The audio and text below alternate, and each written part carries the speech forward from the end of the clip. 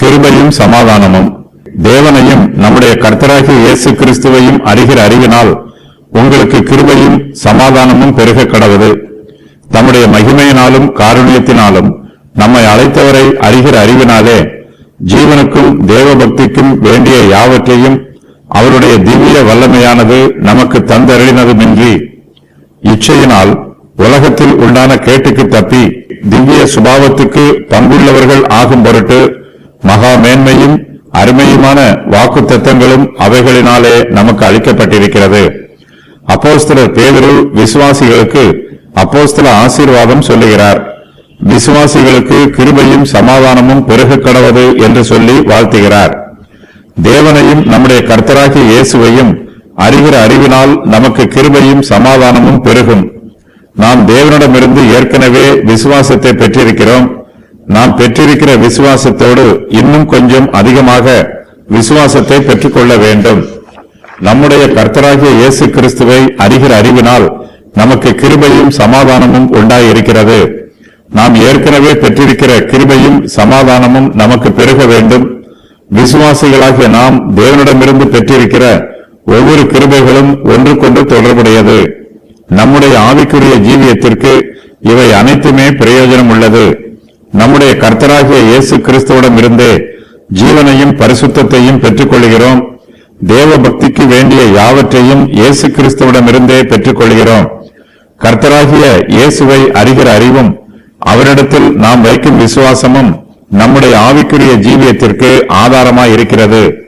இவற்றின் மூலமாகவே ஆவிக்குரிய ஆறுதல்களும் ஆதரவுகளும் நமக்கு கடந்து வருகிறது. இயேசு கிறிஸ்துவே நம்மை அழைத்தவர். அவரே நம்முடைய அழைப்புக்கு ஆதாரமாய் இருக்கிறவர். அவரே தம்முடைய மகிமையினாலும் காருண்யத்தினாலும் நம்மை அழைத்திருக்கிறவர். தேவன் நம்மை அழைத்ததில் ஒரு தெய்வீக நோக்கம் இருக்கிறது. நமக்கு தம்முடைய மகிமையையும் காருண்யத்தையும் கொடுப்பதற்காகவே தேவன் நம்மை அழைத்திருக்கிறார். தேவனுடைய வல்லமையின் மகிமை பாவிகளை மனம் திரும்ப வைக்கிறது. அப்போஸ்தலர் பேதுரு கிருபையும் சமாதானமும் நம்பிக்கையும் நமக்கு பெருக வேண்டும் என்று தொடர்ந்து ஆலோசனை சொல்லுகிறார். தேவனுடைய வல்லமை திவ்யமானது. அவருடைய திவ்ய வல்லமையே நம்முடைய ஜீவனுக்கும் தேவ பக்திக்கும் வேண்டிய யாவற்றையும் தருகிறது. கர்த்தர் நமக்கு அருமையான வாக்குத்தத்தங்களை கொடுத்திருக்கிறார்.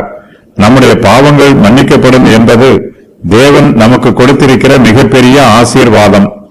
நம்முடைய பாவங்கள் எப்படிப்பட்டதாக இருந்தாலும், அது எண்ணிக்கையில் திரளாக இருந்தாலும், கர்த்தர் நம்முடைய பாவங்களை மன்னிப்பதற்கு சித்தமுள்ளவராய் இருக்கிறார். சுவிசேஷத்தில் நமக்கு அநேக வாக்குத்தத்தங்கள் வெளிப்படுத்தப்பட்டிருக்கிறது. இந்த வாக்குத்தத்தங்களும் அருமையானவை. புதிய ஏற்பாட்டில் பரிசுத்த ஆவியானவர் நமக்கு வாக்கு பண்ணப்பட்டிருக்கிறார். பரிசுத்த ஆவியானவரை பற்றிய வாக்குத்தத்தமே விசுவாசிகளாகிய நமக்கு மகா மேன்மையும் அருமையுமான வாக்குத்தத்தமாகும். சுவிசேஷத்தின் வாக்குத்தத்தங்களை பெற்றுக் கொள்கிறவர்கள் தேவனுடைய திவ்ய சுபாவத்திற்கு பங்குள்ளவர்களாகிறார்கள். இவர்களுடைய இருதயம் தேவனுக்கு நேராகவும் அவருடைய ஊழியத்திற்கு நேராகவும் திரும்பி இருக்கும். பரிசுத்த ஆவியானவர் நமக்குள் கிரியை நடப்பிக்கும் போது நாம் இச்சையினால் உலகத்தில் உண்டான கேட்டுக்கு தப்புகிறோம். இந்த உலகத்தில் பாவம் நிரம்பி இருக்கிறது. பாவமே இந்த உலகத்தை ஆளுகை செய்கிறது. இந்த உலகத்தில் காணப்படுகிற எல்லா கேடுகளும் இச்சையினால் உண்டாகிறது. பாவங்களை செய்ய வேண்டும் என்று உலக பிரகாரமான ஜனங்கள் இச்சிக்கிறார்கள். தங்களுடைய இச்சையை நிறைவேற்றுகிறார்கள். மாம்சத்தின் இச்சை அவர்களை ஆளுகை செய்கிறது. நம்முடைய இச்சைகளுக்கு நாம் எந்த அளவுக்கு அடிமைகளாக இருக்கிறோமோ அந்த அளவுக்கு இச்சைகள் நம்மை ஆளுகை செய்யும்.